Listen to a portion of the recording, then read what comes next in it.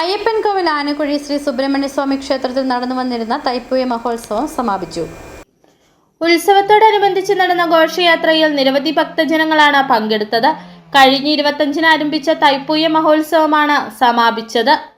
വിവിധ കലാപരിപാടികളോടെയാണ് ഉത്സവം സംഘടിപ്പിച്ചത്. കിഴക്കേ മാട്ടുക്കട്ട മഹാഗണപതി ക്ഷേത്രത്തിൽ നിന്നുമാണ് മഹാഘോഷയാത്രയ്ക്ക് തുടക്കം കുറിച്ചത്.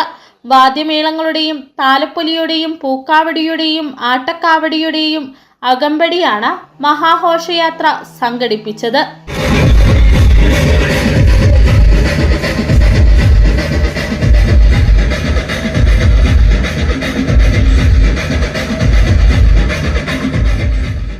വെള്ളിലാങ്കണ്ടം മാട്ടുക്കട്ട വഴിയാണ് ഘോഷയാത്ര ക്ഷേത്രാങ്കണത്തിൽ എത്തിയത്.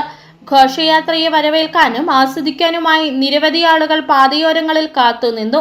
ഘോഷയാത്ര ക്ഷേത്രാങ്കണത്തിൽ എത്തിച്ചേർന്നതോടെ മഹാകാണിക്കയും കൊടിയിറക്കവും നടന്നു. തുടർന്ന് നടക്കുന്ന ഗാനമേളയോടുകൂടി ഉത്സവ പരിപാടികൾ സമാപിച്ചു. City vision, Upputhara.